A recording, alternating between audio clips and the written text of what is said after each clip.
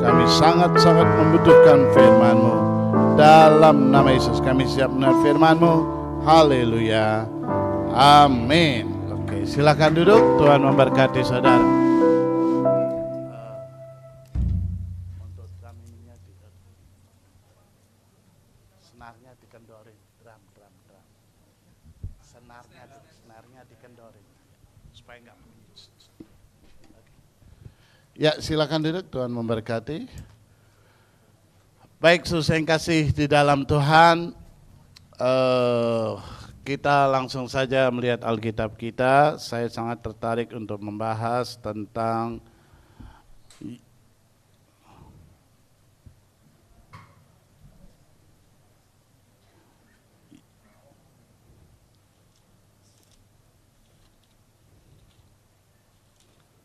Yohanes pasal yang ke-10 ayat yang keempat. Yohanes pasal 10 ayat yang keempat, Injil Yohanes pasal 10 ayat yang keempat. Kita akan membaca ayat ini, Yohanes pasal 10 ayat yang keempat. Nanti dilanjutkan ayat 11 sampai ayat 15. Saya ayat yang keempat, saudara ayat 11, saya 12, saudara 13, dan selanjutnya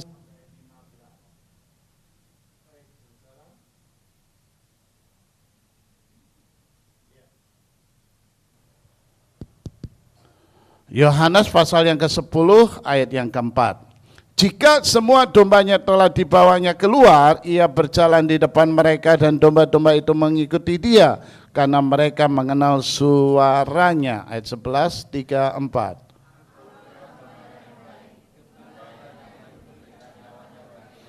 Sedangkan seorang upahan yang bukan gembala dan yang bukan pemilik domba-domba itu sendiri, ketika melihat serigala datang meninggalkan domba-domba itu lalu lari, sehingga serigala itu menerkam dan mencerai-beraikan domba-domba itu.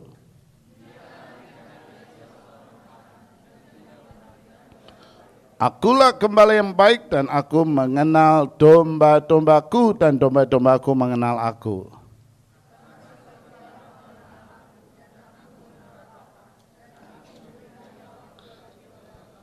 Saudara yang kasih dalam Tuhan, banyak sekali dan sering sekali kita mendengar firman tentang Yesus adalah gembala yang baik.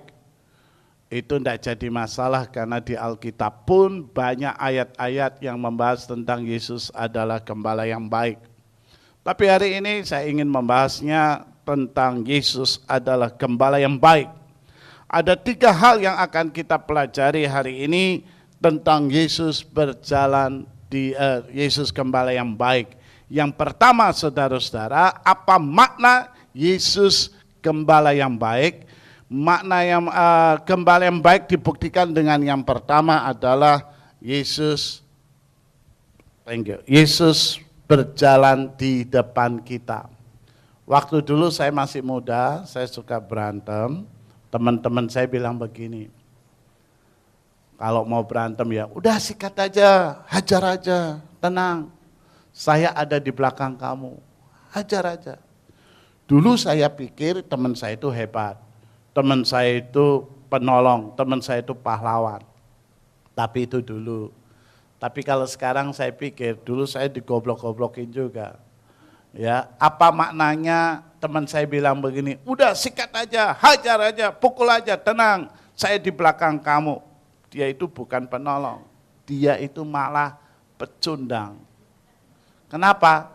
Maju aja, sikat aja, saya di belakang kamu, artinya kamu bonyok, saya kabur. Tapi kalau memang dia itu mau jadi penolong saya, dia ngomongnya apa? Udah minggir, saya aja yang maju di depan. Kamu nggak usah ikut-ikut, itu baru jagoan. Yesus gembala yang baik dibuktikan dengan dia berjalan di depan kita. Apa makna Yesus berjalan di depan kita? Makna yang pertama, saudara yang kasih dalam Tuhan, jangan takut dengan hidup ini. Mengapa? Karena Yesus berjalan di depan kita, akan membawa kita sebagai domba-dombanya kemana? Kemana? Yesus berjalan di depan kita sebagai domba-dombanya. Yesus membawa kita domba-dombanya kemana? Ke padang rumput yang hijau dan air yang tenang. Apa artinya padang rumput yang hijau? Itu adalah kecukupan, itu adalah kelimpahan. Dan apa air yang tenang? Yaitu kedamaian. Untuk apa saudara kaya kalau saudara enggak bahagia? Tapi untuk apa juga bahagia kalau miskin? Ya enggak? Lebih parah lagi, udah miskin enggak bahagia. Itu paling parah. Yang enak adalah kaya, bahagia. Cukup, kelimpahan, dan bahagia. Jadi saudara, makna Yesus berjalan di depan kita, udah deh Kak, kita hidup itu jujur. Untuk apa Anda sekolah? Supaya dapat titel, supaya pinter, nanti selesai kuliah, selesai sekolah, kerja. Untuk apa Anda kerja? Ngumpulin duit. Untuk apa ngumpulin duit? Ya buat supaya hidupnya mapan. Hari ini saya beritahu saudara, ya sebenarnya sangat simpel. Kalau kita hidup itu tercukupi, kita hidup itu kelimpahan, simpelnya gampang. Ikuti aja kemana Yesus pergi. Ketika kita mengikuti kemana Yesus pergi, pasti suatu saat nanti kita akan menemukan padang rumput yang hijau ke air yang tenang. Kecukupan, kelimpahan, kedamaian. Karena apa? Yesus sedang membawa kita ke sana. Masalahnya kita itu kadang-kala sok tahu, sok hebat. Kalau Yesus suruh ke kanan, apaan kanan kiri dong?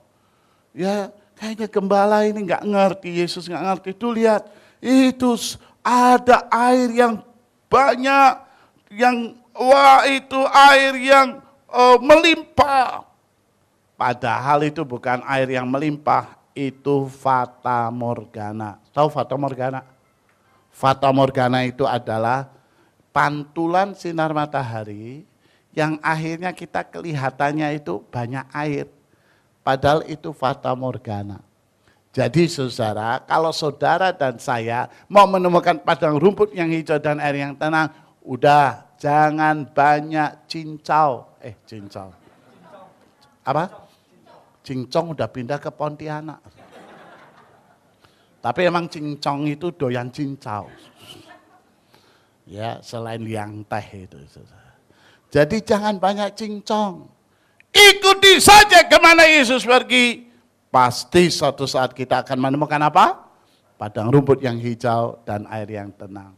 Saya itu saksi hidup. Tahun 95, saya jalan-jalan di Perumnas Cengkareng. Oh beda jauh kalau sekarang. Dulu ampun banget saudara. Saya masuk ke sana, beli air pun 3 macam. Untuk mandi yang asin, tapi itu ternyata bagus menghancurkan panu kadas kudus. Yang kedua adalah air tawar untuk mencuci pakaian dan sebagainya. Yang ketiga air minum. Tahun 95 saya tertarik di tempat itu.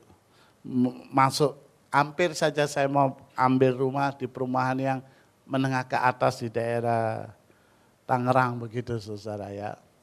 Dan apa yang terjadi nggak tahu kenapa saya tertarik di sini karena saya menemukan banyak orang Kristen nggak ke gereja.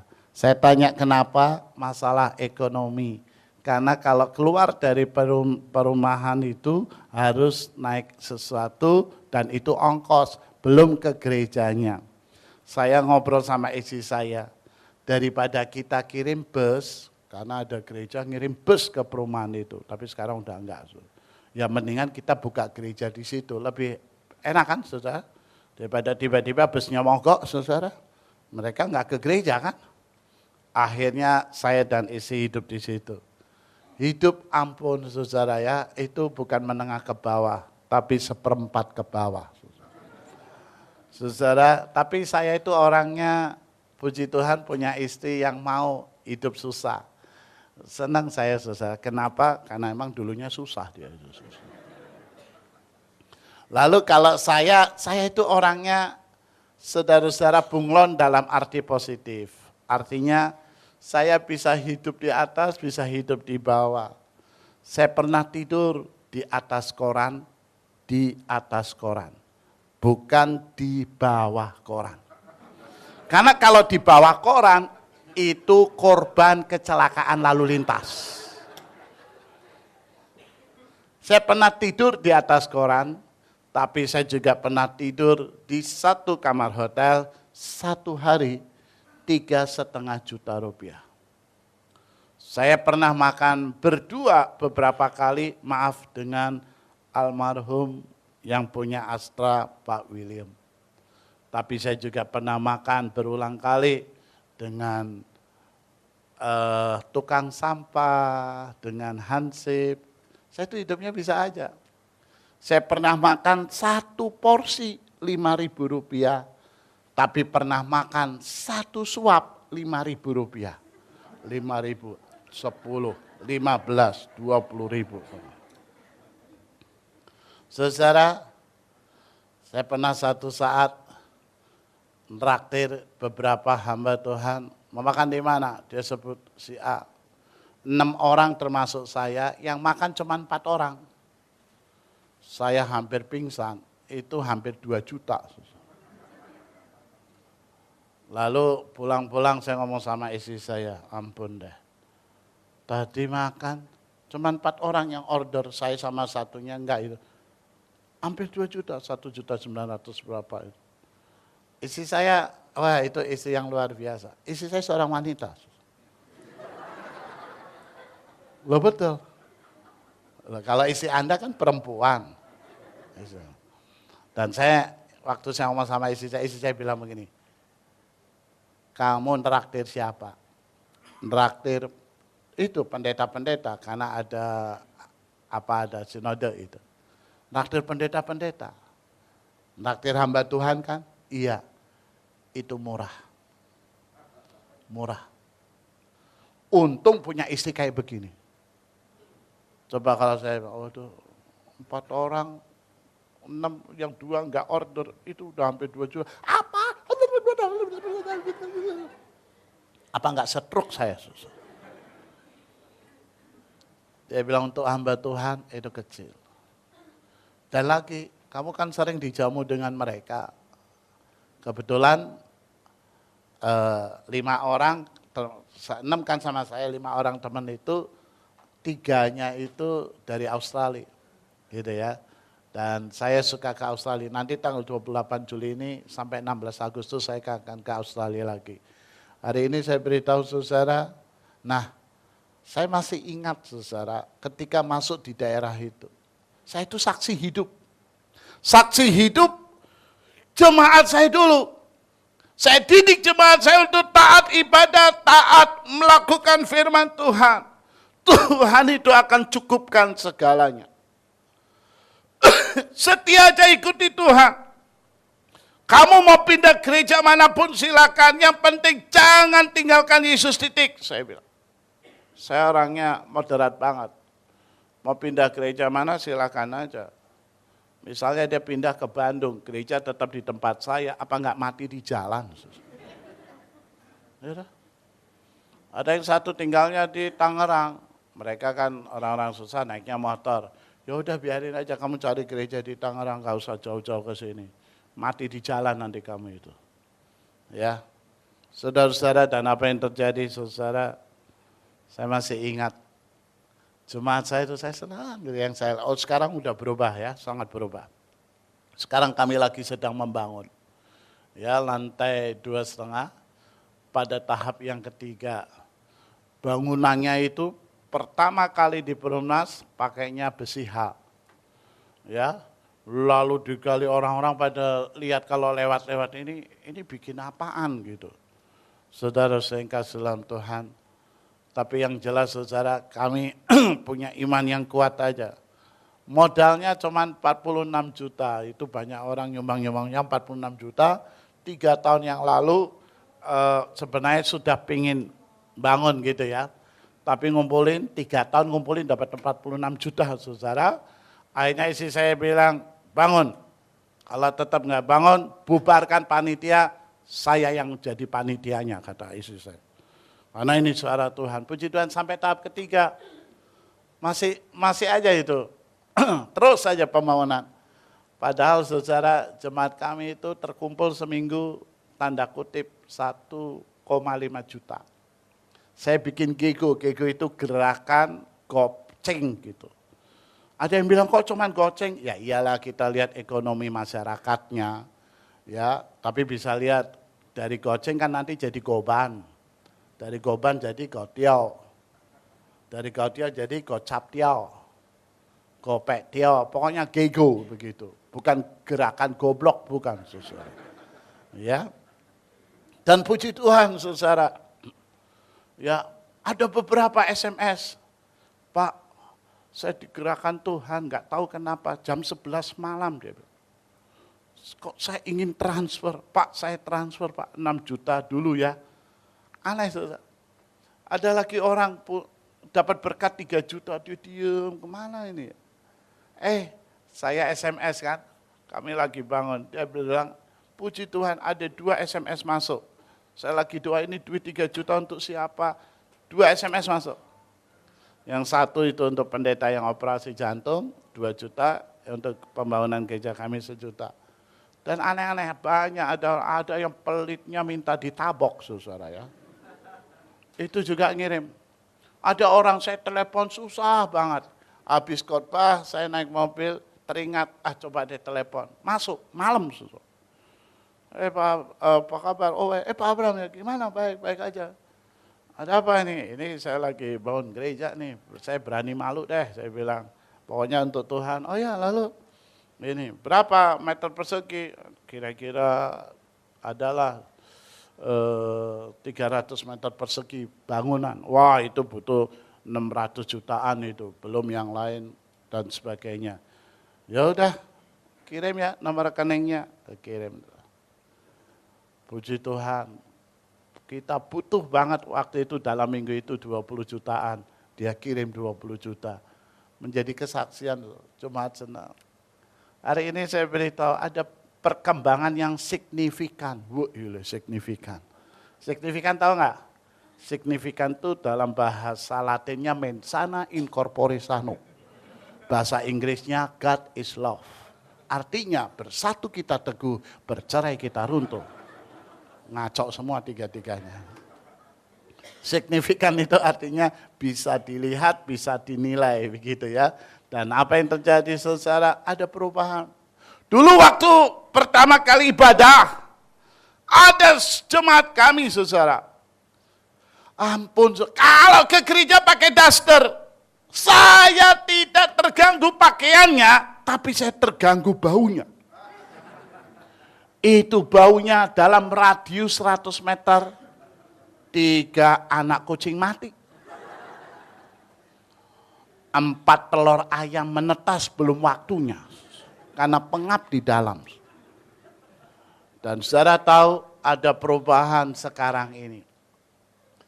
Secara logika nggak mungkin jemaat saya ini bisa punya rumah, bisa punya motor, nggak masuk logika. Tapi ini jemaat yang sangat setia, jemaat mula-mula. Bahkan sekarang dia udah ngalahin saya. Bukan ngalahin dalam bidang materi, bukan bidang pengalaman. Karena dia nggak pernah keluar negeri misalnya, ya materinya juga bukan ngalahin saya. Tapi dalam bidang keterampilan. Dia udah ngalahin saya. Dulu waktu saya kecil sampai sekarang, saya pingin sikat gigi sambil bersiul. Saya nggak bisa-bisa. Jemaat saya bisa loh. Jemaat saya bisa sikat gigi sambil bersiul. Karena pakai gigi palsu. Jadi giginya dicopot, disikat. Saudara-saudara, maka saya beritahu untuk mendapatkan kecukupan, mendapatkan kekayaan, mendapatkan hidup yang cukup dan kelimpahan, serta kebahagiaan. Udah, jangan banyak cincong. ikuti aja kemana Yesus pergi. Karena Yesus berjalan di depan kita. Kemana? Membawa kita kemana? Padang rumput yang hijau dan air yang tenang. Yang kedua, mana Yesus berjalan di depan kita? Yang kedua adalah jangan takut dengan hidup ini. Mengapa? Karena dia berjalan di depan kita. Gembala yang baik membawa gada dan tongkat. Kalau ada serigala datang, ingin mencerai-beraikan domba-domba itu, gembala yang melawannya. Saudara-saudara, saya lebih bersyukur lagi begini. Ternyata zaman dulu gembala itu ada dua. Yang pertama gembala upahan, yang kedua gembala pemilik domba. Yesus termasuk golongan yang mana? Halo? Pemilik domba. Hari ini saya beritahu, kita bisa tahu gembala itu pemilik domba atau gembala upahan. Kita bisa tahu kalau apa? Kalau domba itu diserang oleh serigala.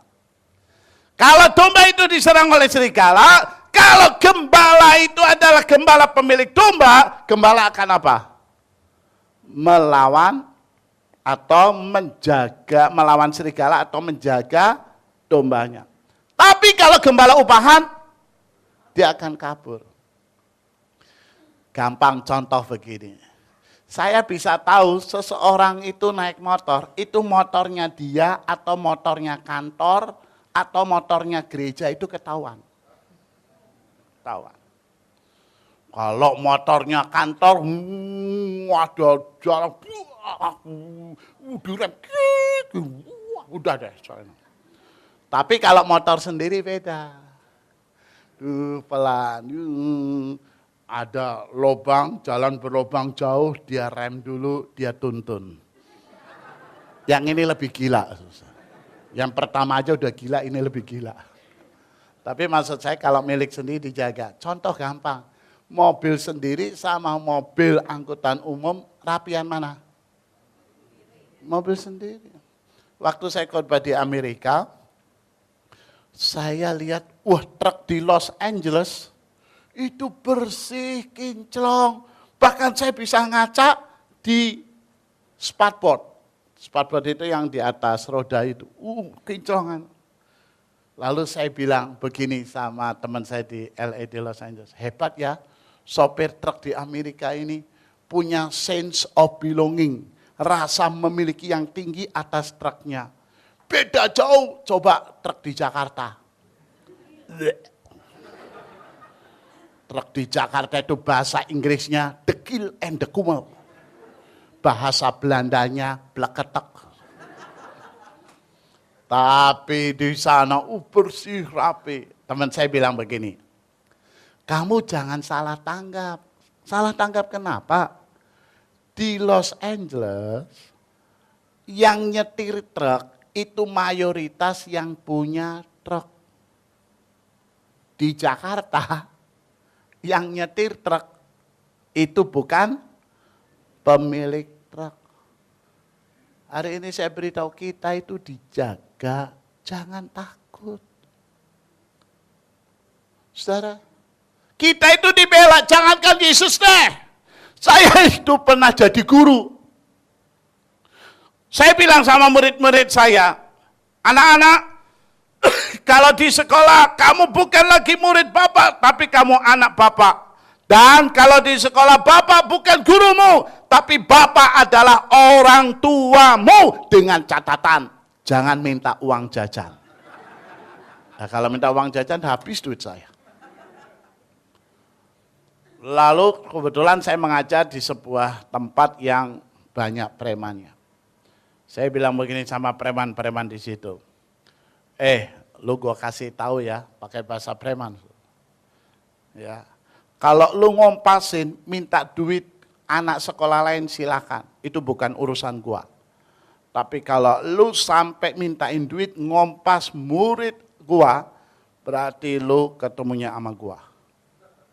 Karena mereka itu anak gua. Kalau lu ngompas anak gua, berarti lu ketemu bapaknya.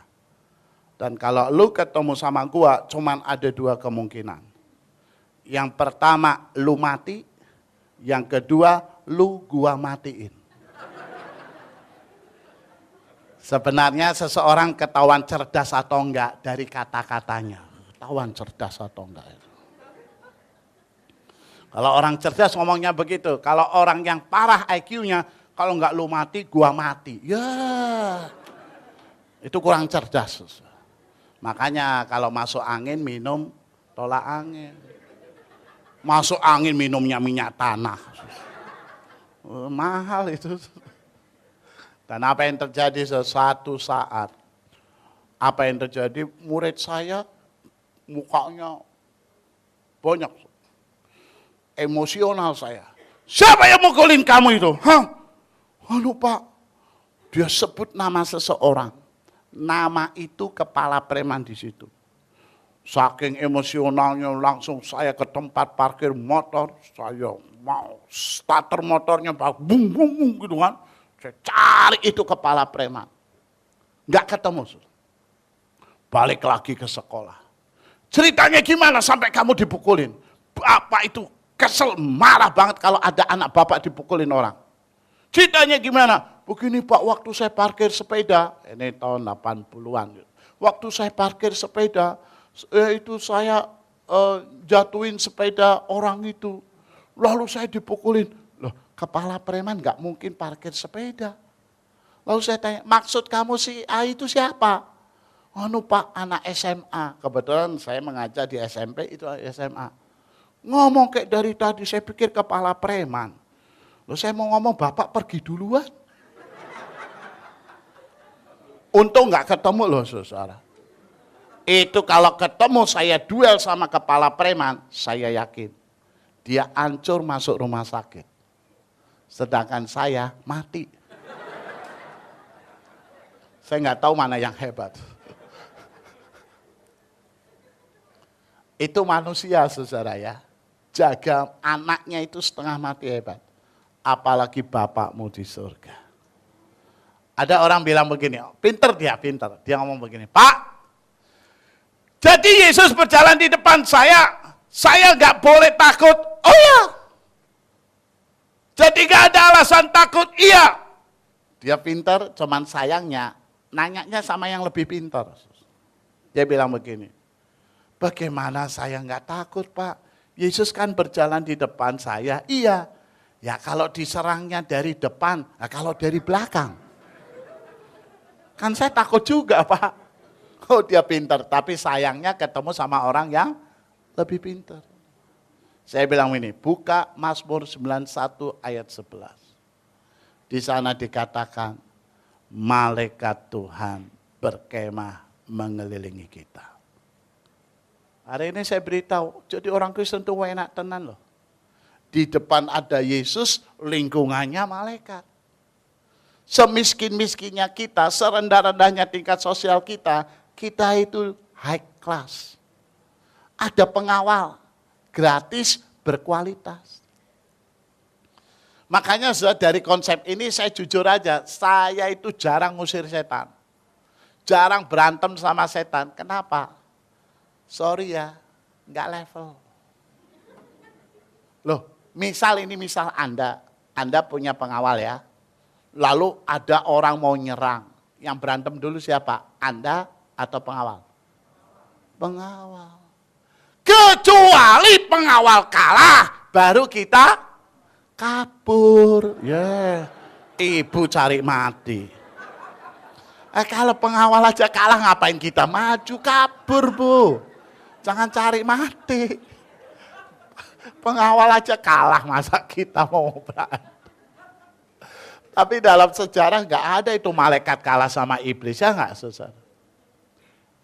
Makanya jangan takut dengan hidup ini. Ada pengalaman begini. Pak, kalau sama manusia sih saya nggak takut. Yang saya takutkan itu adalah kuasa-kuasa roh. Ya, saya dihipnotis lah, saya nanti jampi-jampi lah. Saya di pelet, tahu di pelet? Di pelet itu diapain? Diguna-guna. Satu saat saudara waktu saya ngajar, ada murid saya nangis. Saya tanya kenapa? Udahlah kamu nangis histeris begini. Kenapa? anu Pak, dompet saya hilang. Ya ampun, kamu gara-gara dompet hilang, nangisnya histeris begitu. Oke deh, duit di dompet itu Bapak ganti. Ada berapa? 1.000 rupiah Pak. Kamu kehilangan duit 1.000 rupiah, tapi nangis menghabiskan 4 bungkus tisu. Itu udah 2.000 sendiri tahu. Masa biaya nangis dan biaya akibat nangis kok besaran biaya nangis?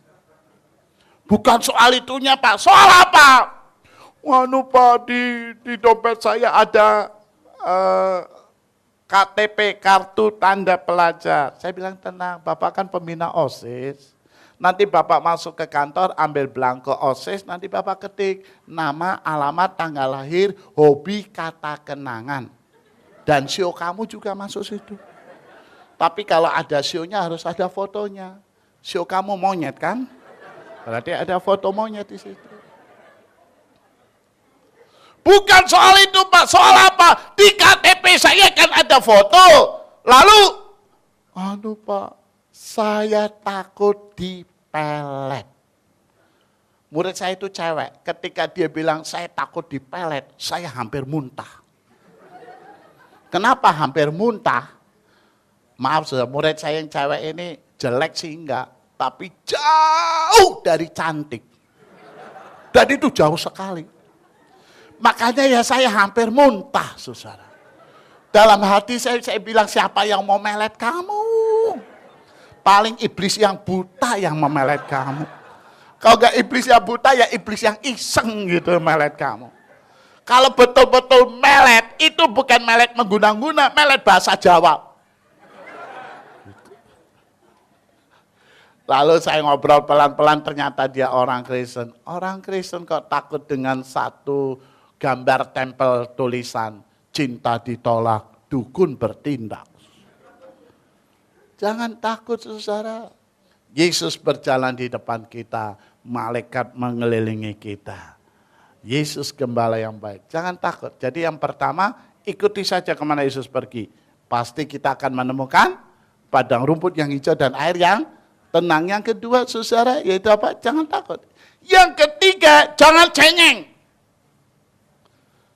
Kenapa jangan cengeng? Begini, kalau Yesus berjalan di depan kita, Yesus mencari padang rumput yang hijau dan air yang tenang. Perhatikan, dia itu mikirin domba-dombanya. Maksudnya waktu jalan dia mikir, kira-kira domba-domba saya bisa melewati jalan ini enggak ya? Kalau enggak, maka Yesus cari jalan yang lain. Jangankan Yesus deh, contoh. Waktu saya ke Bali dengan istri dan anak saya, ada KKR di sana. Saudara-saudara, waktu itu anak saya masih umur 8 dan 10 tahun. Waktu itu di Bali kami menemukan ada pantai yang bagus sekali. Tapi posisinya pantai itu tidak sejajar dengan jalan, itu pantai Kuta sejajar. Kalau kita makan di McD, kita bisa lihat pantai Kuta. Tapi itu posisinya di atas, lalu pantainya di bawah. Itu pantai bagusnya luar biasa. Airnya, air pantai itu banyak sekali. Loh betul. Karena kalau sedikit namanya God. Dan apa yang terjadi? Anak saya bilang, Papa, mau ke sana, Sharon mau ke sana. Ya Pak, Kefas juga. Anak saya Sharon dan Kefas. Oke, saya berjalan di depan, istri dan 2 anak saya di belakang. Saya Abram Swala, manusia yang jahat saja, mikirin anak dan istri saya waktu saya mau menuju ke pantai. Mikirinnya apa? Kira-kira jalan yang saya lalui ini bisa dilalui oleh mereka enggak? Kalau enggak, saya cari jalan yang lain. Itu manusia. Apalagi Bapakmu di surga. Dia itu tidak akan pernah memberikan jalan di mana kita tidak bisa melewatinya. Bahkan saudara, ketika saya mau ke pantai, lalu jalan itu tidak ada alternatif lain, itu jalan satu-satunya, dan saya yakin anak saya yang paling kecil nggak bisa melaluinya. Kalau saudara jadi saya, apa yang terjadi? Nggak jadi ke pantai, pulang aja atau gimana? Anak itu saya gendong. Itu manusia. Apalagi Bapak kita di surga. Makanya saya beritahu, jangan cengeng. Dikit-dikit kalau ada masalah nyanyi, aku tak sanggup lagi menerima derita ini. Loncat dari lantai 5. Saya masih ingat ada orang frustasi lalu bilang sama saya begini. Saya kesel banget, saya mau bunuh diri. Saya tanya jangan, kenapa? Pokoknya saya nggak mau, saya mau bunuh diri. Maaf, saya nggak ngomong jangan. Kalau saudara ada orang mau bunuh diri, jangan bilang jangan, dia bunuh diri beneran. Saudara. Saya mau bunuh diri, pokoknya saya mau bunuh diri. Saya tanya, dengan cara apa kamu mau bunuh diri? Jadi kalau misalnya dengan loncat, tahu nggak kepala kamu pecah sakit, tahu nggak itu? Gitu. So. Ya kalau langsung mati, kalau tangan kamu patah, kaki kamu patah, jadi cacat, akhirnya dia mikir nggak jadi bunuh diri. Saya tanya, dengan cara apa kamu mau bunuh diri? Saya mau lemparkan tubuh saya keluar dari jendela. Saya bilang, jangan. Dia tanya, kenapa? Kita di lantai dasar. Kalau loncat dari jendela di lantai dasar kan saya yang ngurusin jadinya. Kalau lantai 10 kan ada petugas yang ngurusin. Saudara saya kasih dalam Tuhan.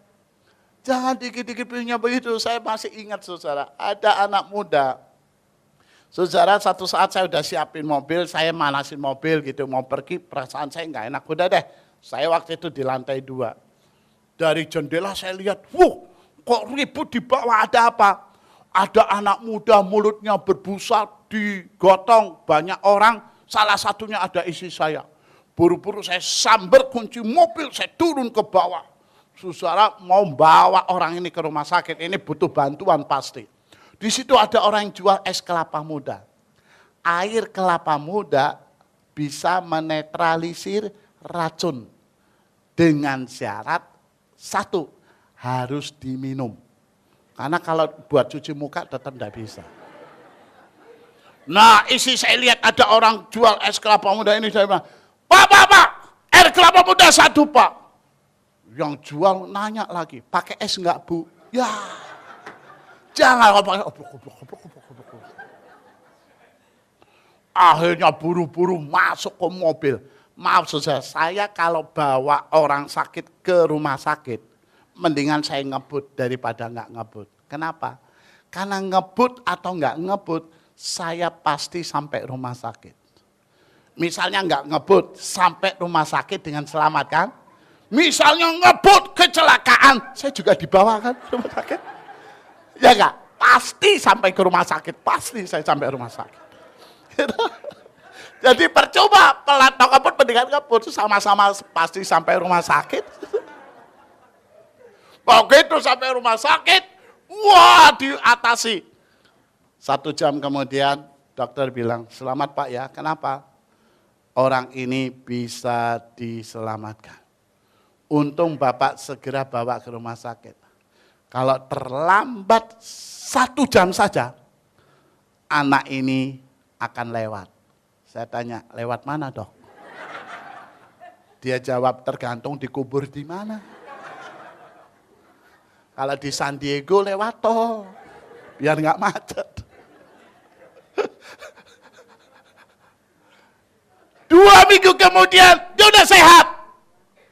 Saya bilang sama dia, kenapa sih kamu ganteng, cakep, kok pengen mengakhiri hidup?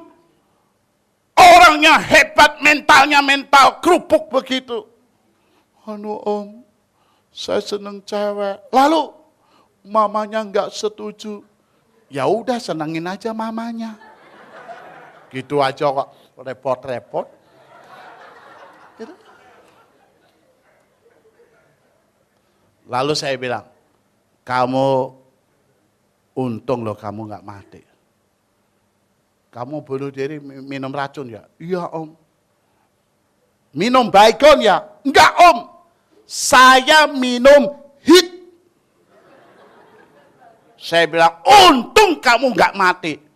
Memang ada yang lebih bagus dari hit. Yang lebih mahal banyak. Kacau.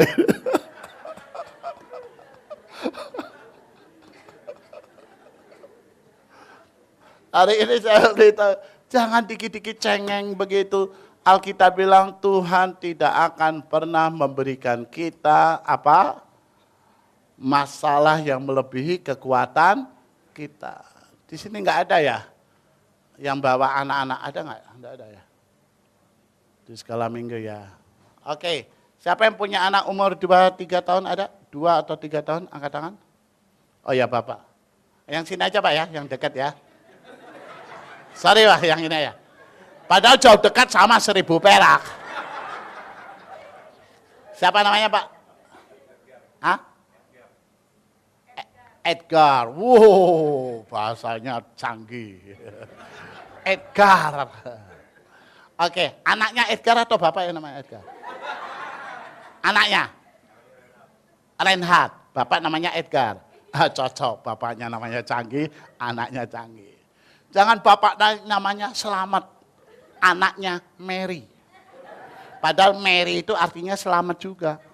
Merry Christmas, selamat Natal gitu. Cuman belagu di Inggris Mary. Mary itu selamat itu sebenarnya. Oke, Pak Edgar, anaknya namanya Reinhard. Umur berapa? 2 tahun. Pertanyaan saya, pernah nggak diajak ke supermarket? Pernah ya, saya rasa pertanyaan yang betul bukan Bapak yang ngajak dia yang ngajak Bapak. Ini yang lebih jelas ya. Oke, misalnya ini Pak, Bapak beli beras 20 kilo. Pernah nggak nyuruh Reinhard ngangkat beras 20 kilo? Pernah nggak? Nggak. Kenapa? Nggak kuat. Yakin nggak kuat? Yakin. Pertanyaan saya, pernah dicoba belum? Pernah dicoba belum? Belum. Sok tahu. Coba dulu Pak. Jangan bilang nggak kuat. Coba dulu. Pertanyaan saya, perlu nggak dicoba? Enggak. Maaf ya, Pak Edgar ini yang punya anak Reinhard. Dia punya intuisi. Kalau binatang insting, manusia intuisi. Intuisi itu adalah sesuatu yang sudah diperkirakan sebelum terjadi. Pak Edgar tidak pernah nyuruh Reinhard ngangkat beras 20 kilo. Dan itu nggak perlu dicoba. Karena Pak Edgar punya intuisi, anakku nggak mungkin kuat ngangkat beras itu. Apalagi Bapak kita di surga. Dia tidak akan pernah menyuruh kita mengangkat masalah melebihi kekuatan kita. Dan tidak perlu dicoba. Reinhard tidak perlu dicoba. Bisa nggak ngangkat beras 20 kilo? Pasti nggak kuat. Itu manusia, apalagi Bapak kita di surga. Maka jangan cengeng. Kalau hadapi hidup. Jangan sekedar nyanyi. Walau 1000 rebah di sisiku, kau tetap Allah penolongku. Walau 10.000 rebah di kananku. Padahal yang ngarang lagu itu udah baik banget loh. Rebah 1000 di kiri, 10.000 di kanan. Kan kita jalan aja, orang rebahnya di kiri kanan, kita kan jalan aja. Gitu. Coba kalau rebahnya di depan itu jadi masalah kan, malah repot jalannya ya enggak sih. Makanya yang ngarang lagu udah bagus, rebahnya di kiri dan kanan. Ya udah jalan aja, ngapain repot-repot ya enggak susah. Ya, hari ini saya beritahu jangan cengeng dikit-dikit, pengen mengakhiri hidup, dikit-dikit nyumpahin Tuhan, marah sama Tuhan, menggerutu. Dia itu sudah memikirkan. Dia itu sudah menyaring kira-kira masalah yang kita hadapi, mampu kita hadapi enggak. Dan setiap masalah yang kita hadapi, pasti mampu kita hadapi. Ketika masalah itu tidak mampu, Tuhanlah yang akan menanggungnya. Kalau beras 20 kilo, Reinhard nggak mungkin ngangkat. Bapaknya yang ngangkat. Emang bapaknya atau ibunya yang ngangkat?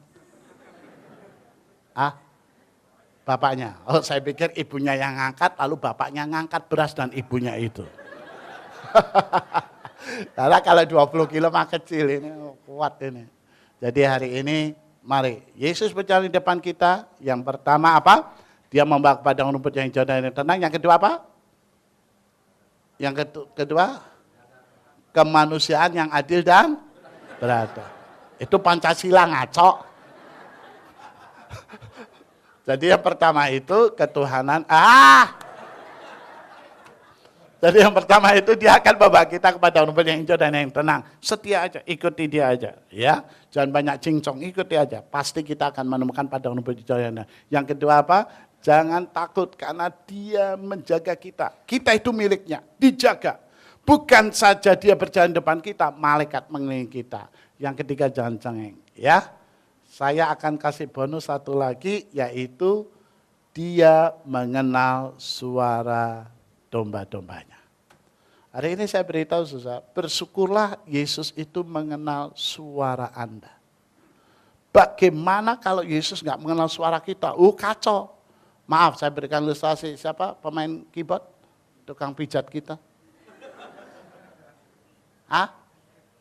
Evi. Steffi. Maaf ya Steffi, nama Steffi itu nama pasaran. Gak di mana-mana. Murid saya namanya Steffi itu banyak. Sampai pemain musik yang buta juga Steffi. Hari ini saya beritahu nama Steffi itu, sorry ya, nama pasaran. Kalau mau nyari nama itu, nama yang bagus. Abram, itu jarang. Nama kok, bahasa Indonesia Pak Budi ya? Nama kok Budi ya? Itu pasaran. Ya, apalagi Budiman, merek bus aja Budiman itu bus. Saya kasih tahu, kalau Yesus enggak mengenal suara kita, dunia ini kacau. Buktinya, saya akan buktikan. Ada Steffi, dia itu dari umur 14, pingin punya pacar sampai angka ulang tahunnya terbalik. Dia pingin punya pacar. Steffi satunya berdoa sama Tuhan, sudah menikah 15 tahun, dia gak punya anak, dia pingin hamil dan punya anak. Coba bayangkan kalau Yesus tidak mengenal suara dombanya, Steffi yang mana? Kacau dunia ini. Jawabannya terbalik. Yang pingin punya pacar, hamil. Yang pingin hamil, dapat pacar lagi. Apa gak kacau dunia ini? Ya gak? Makanya Yesus itu hebat mengenal suara kita. Demikian juga sebaliknya. Kalau Yesus kenal suara kita, ayo dong kita harus kenal suara Tuhan. Maaf Pak Edgar, ibunya aja istrinya ya. Ibu, kita baru ketemu tapi saya kenal istri Bapak. Saya tahu namanya. Ibu Edgar. Dia bingung, kenal di mana? Oke, saya tanya sama mamanya Reinhard. Bu, atau sebelumnya sama Pak Edgar dulu. Bu, kalau Pak Edgar telepon ibu, kira-kira tahu nggak suaranya? Oh ini suara suami saya, tahu nggak? Tahu. Pak Edgar saya tanya jawab ya, jujur ya. Kalau Bapak telepon, manggilnya Pak Mama atau apa? Manggilnya apa? Sayang ya. Oh mamanya ini, mertuanya bukan? Mertuanya, mamanya. Mama Edgar, oh berarti tahu, rahasianya terbongkar. Oke, misalnya Edgar telepon sama istrinya. Halo sayang, maaf istrinya nanya, siapa ya? Jujur ini, jujur Pak Edgar. Kira-kira Anda merasa enak gak? Kalau sampai istri saya, siapa ya? Enak gak? Enggak enak. Demikian juga sama Tuhan kita. Kalau Tuhan ngomong, jangan lakukan. Siapa ya? Enggak enak. Anda sendiri telepon, ditanya siapa yang enggak enak. Apalagi Tuhan ngomong sama Anda siapa ya? Lebih enggak enak lagi, lalu si Pak Edgar, saya suamimu. Istrinya nanya, yang mana ya? Lebih enggak enak lagi. Tuhan ngomong sama kita, bisa lakukan itu. Siapa ya? Aku Tuhanmu, yang mana ya? Kan nggak enak, susah. Nah pertanyaannya, Bu, kenapa ibu kok bisa tahu itu suara suami ibu atau bukan? Karena apa? Karena udah biasa, udah bergaul. Pertanyaan saya, Bu, misalnya ibu di rumah. Ya, misalnya di rumah. Ibu bisa bedain nggak? Kalau misalnya si Reinhard sama teman-temannya di luar rumah, lalu nangis. Ibu bisa bedain nggak? Kalau ada orang nangis, itu nangis anak ibu Reinhard atau tangisan anak orang lain? Bisa tahu nggak? Tahunya kok gimana kok bisa tahu? Udah biasa dengan bergaul. Jawaban ibu kurang cerdas. Jawaban yang cerdas adalah mengapa kok ibu bisa bedain itu tangisan anak saya atau tidak? Jawaban yang cerdas adalah karena ibu nggak budek. Itu jawaban cerdas. Karena kalau budek nggak dengar susah. Oke betul, karena suka bergaul. Demikian juga kita. Kalau kita suka bergaul dengan Tuhan, kita bisa tahu mana yang Tuhan suka, mana yang nggak suka. Nggak perlu lagi nanya. Kira-kira kalau saya lakukan ini Tuhan seneng nggak ya? Berarti Anda tidak dekat sama Tuhan. Kalau ada orang nanya sama saya, Bapak Pendeta, kira-kira ini suara Tuhan nggak ya? Saya langsung ambil gitar lalu saya nyanyi. Oh. Kamu ketahuan, enggak deket Tuhan. Ya, kamu kalau akrab sama Tuhan bergaul dengan Tuhan, tahu itu suaranya siapa. Dan tahu Tuhan itu maunya apa. Saya menikah tanggal 8 Juli kemarin. Itu pas, yang kemarin ya, itu pas 20 tahun. Saya tahu siapa isi saya, senangnya apa, enggak sukanya apa, itu saya tahu. Dia nggak suka yang pertama kalau saya meludah di depan orang. Dia nggak suka. Apalagi meludah di mukanya orang. Bisa bunuh-bunuhan. Yang kedua, dia nggak suka kalau saya menguap, nggak ditutup mulutnya. Kemarin di mobil. Isi saya langsung. Tangan isi saya gitu. Atau kalau lagi jalan tapak nggak nyetir, ngantuk. Cuma nggak ditutup. Istri saya itu marah, tutup mulutnya. Gitu. Tapi ini aneh, udah kebiasaan kali ya. Saya kalau menguap, tangan saya itu nggak langsung ke mulut, tapi ke kepala dulu. Istri saya teriak, telat. Kalau telat, saya bilang itu masih lumayan loh, dari kepala dulu. Coba kalau dari kaki dulu. Itu telatnya udah lama. Istri saya tahu, dia orang Chinese, namanya saja I Fung. Dia suka khotbah juga, ya di rayon 1C, di beberapa tempat dia suka khotbah. Cuman belum pernah ya khotbah di sini ya, belum. Dan istri saya ini, sesuai yang kasih dalam Tuhan, dia orang Chinese. Tapi aneh, nggak suka minyak babi. Jangankan minyak babi pun dia nggak suka. Tapi saya beruntung, bersyukur istri saya nggak suka babi. Sehingga sifatnya nggak kebabi-babian. Ini bukan ngeledek saudara yang doyan, saya juga doyan. Cuman hari ini saya beritahu saudara ya, satu saat waktu di Australia, saya istri dan anak-anak, pelayanan di sana ditelepon. Di Australia ya, Pak Abraham besok malam ada acara enggak? Sebentar ya, saya lihat jadwal. Oh enggak, besok malam saya mau mengajak Bapak dan keluarga dengan keluarga kami makan bersama. Oke, saya tanya di mana? Dia sebut sebuah restoran Chinese food. Saya bilang, Chinese food ya? Iya. Saya langsung bilang, jangan deh, yang lain aja deh. Kenapa? Saya nggak perlu nanya sama istri saya. Yang besok malam diajak makan, di mana? Di restoran Cina, Chinese food. Mau ya? Digampar saya, lu kagak kenal gua loh. 20 tahun lo ya sama gua lo ya. Masa lu kagak tahu pakai nanya segala. Demikian kita sama Tuhan. Kalau kita akrab sama Tuhan, kita tahu nggak sukanya Tuhan itu apa. Nggak perlu nanya lagi.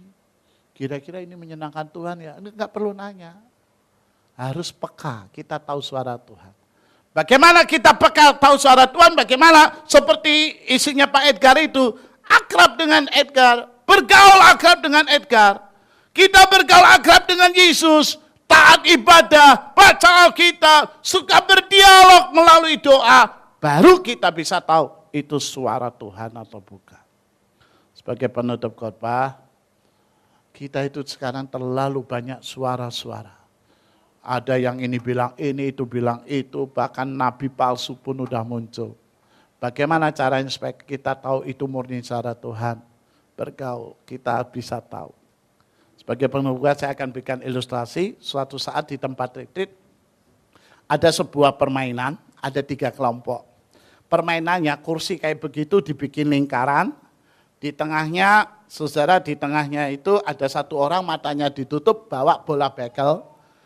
Dia suruh memasukkan bola bekel di dalam kaleng cat yang kecil yang diletakkan di bawah salah satu kursi.